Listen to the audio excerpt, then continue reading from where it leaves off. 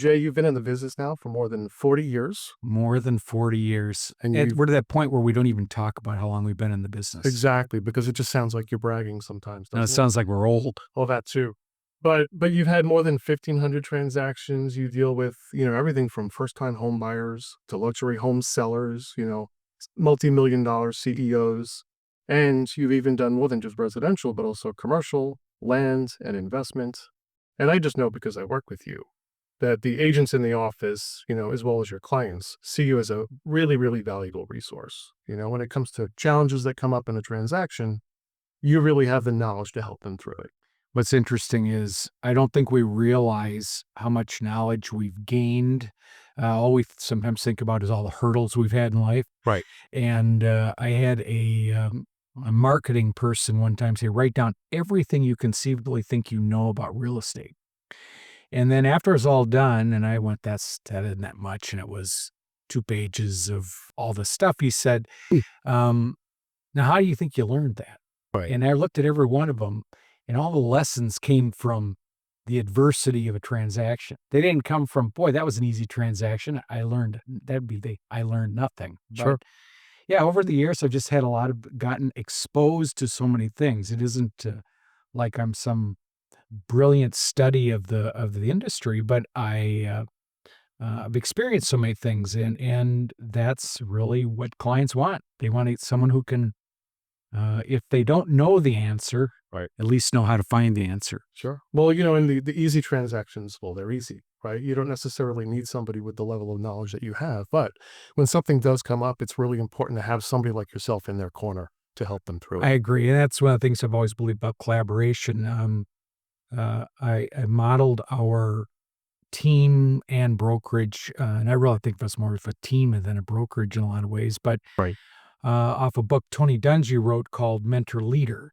And it really talked about everyone's on the same level. You always have to have a leader because someone's got to be the buck stops at the top. Sure. But we learn from everybody. Yeah. Yeah. And when you create an environment where people feel like they can share and not feel like someone's going to go, well, that was a dumb thing to say. Sure. You get people to open up, and then we learn. And that's really what we're trying to create is a safe place for new ideas. And one of our agents came up with that, Chuck Sennett, and I think that's really sums it up. That's really important. And that's funny because I had a few questions for you that I wanted to discuss, and you really just kind of jumped into it. But so Arizona Sunset Realty's been in play now for about 4 months almost. Yeah. And if you can share with me, you kind of started already with your vision for the company and how we work collectively because I'm a member of your team. Right. But how would you describe, I guess, the value of Arizona Sunset Realty from a consumer perspective, an agent perspective? Like, what could somebody expect with working with somebody on our team or being on the team?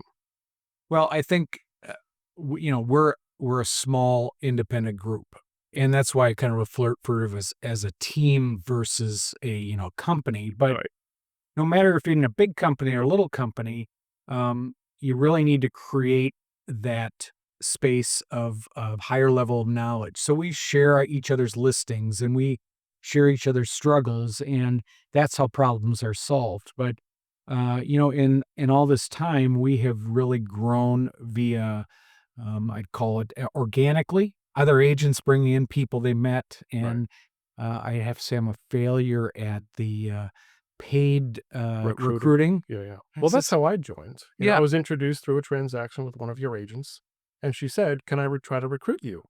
And I remember thinking to myself, "It's funny, when that kind of happens, but it's also very much appreciated." And at the time, I said, "Listen, I'm always looking to have a conversation where I think my services could be more valuable too, because I agree with your philosophy, and that's what helped me to join you is that collaborative environment."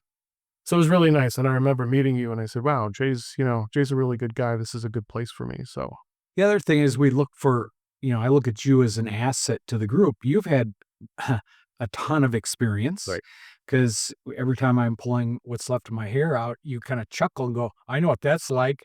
I'm not doing that now. You're right, doing that. sure, But, it's finding those people that really become mentors, whether they know they are or not.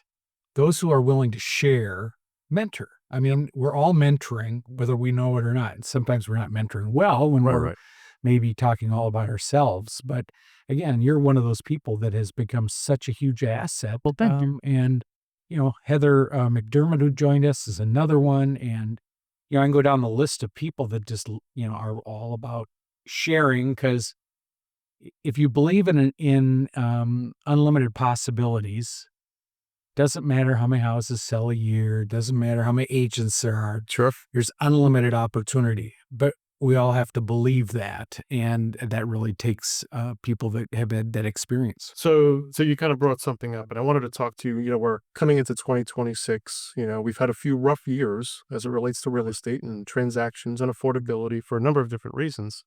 What's your outlook for 2026 as it relates to real estate? I always try to keep that optimistic view. Uh-huh. But there's some experts that I really have a lot of respect for in the industry that who are usually pretty conservative in their approach. Okay. We'll talk about, Tina Tambor with Cromford Report, Right. who even Tina said, I think there's many factors that are going to make 2026 better than 2025. Now, for some of us would go, well, that's not really saying much. But the truth is, you start to look at some of the factors. I was listening to a speaker Friday, and this really sums it up. He said, everyone thinks there's maybe we've got a glut of housing and we're going to crash.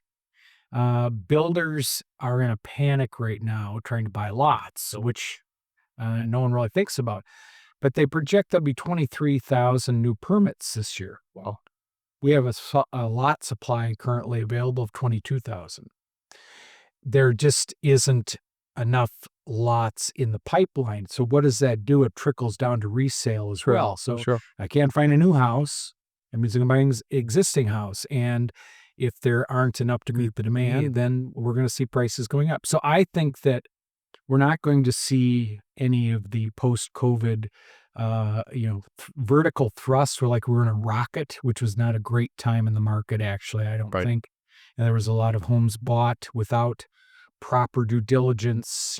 People are waiving inspections, waiving appraisals, and it was almost like sign first and ask questions later. Well, they're buying under duress. That was a Yeah, and that completely was abnormal market. yeah, and everyone said, "Boy, that must be easy. All you do is write contracts." But that was It's even not an harder. easy time. Yeah, And sure. trying to be the fiduciary for your client was really, really difficult because they wanted to buy a house, and sometimes out of fear, which is not good.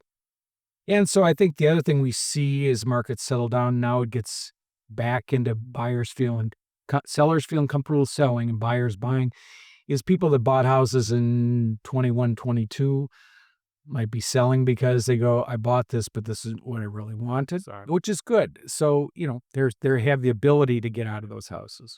I appreciate that you didn't focus entirely on the interest rates because I think everybody's really focused on that. But it's more about supply and demand, and there's so many factors that go into how that impacted, whether it's building permits, etc. So I think that's really important for anyone to look at, an agent and a consumer. Now, lastly, because we have maybe a minute or so left, Okay. with all of your experience, your 40 years, 1,500, homes that you sold, what are some of the odd things that you see when you're showing homes? Because My favorite story is I had a listing. This is when I was still licensed in Minnesota, and it was a doctor. And our deal was if he was not, or if he was going to be home, he would let me know. And if he didn't text me back, he was gone because he was a surgeon. got it. So we went, showed the house. I texted him a response, and we're walking around the backyard, and he had a pool, and there was, I've referred to him as Naked Hank. Sauce popped up in all his pasty white glory because he never got much sun from being a Uh-huh. doctor. Yeah. And I just said, look away and keep walking. Right. But, Right. there's all The sorts roof of, looks new. yeah, look off in the distance. But, Right. there's so many things. I think when you find houses that were rented or have tenants in them, I mean, we find all sorts of, oh my gosh. I mean, it's cat litter in weird spots and people sleeping and not getting out of their beds. And I haven't found any dead bodies. Some Well, people that's will good. talk about weird stuff. Sure. People, I've had homeless people in houses back when the foreclosure time, people Absolutely. would be squatters. and we just kind of have to take it all in stride. Yeah. So now did they buy that house? Those folks did not buy that house, Okay, but okay. it did sell. Right. But yeah, It's to no, somebody else. someone who didn't See him naked. experience that. Yeah. No, he wasn't. He was a nice looking older man, but Okay.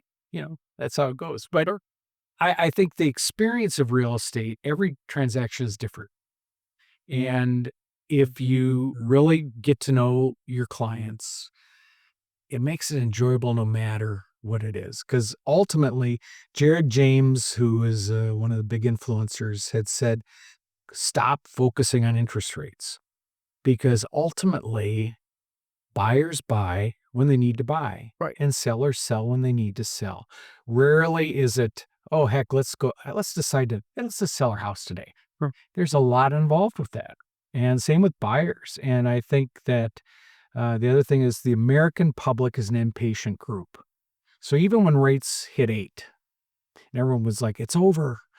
No, it's not, because Americans are impatient. They will get to a point where they will say, okay, I know I have a 3% mortgage, but it's 5.5, and I have other things that make me want to move. Right. And so our job is not to push people to move. It's to listen, counsel, guide, tell them when not to move. There's those. I'm going on a listing appointment today where I'm not sure whether they should move Good. because I look at their property and they'd like to, and they said, gosh, we wish we wouldn't have bought this in haste. One of those things. Okay. But their family's grown, so they're bursting, and they'll make that decision. We give them that educated approach, help them make a good conscious decision. Right. And that's a great way to look at the business. Yeah. Well, Jay, I really appreciate your time today. Bill, I always appreciate you. It's always a pleasure working with you, talking to you, particularly about the matters of real estate. And orange is a global movement, Absolutely. even though you're wearing brown. I know. Have a great day. You too. Thanks.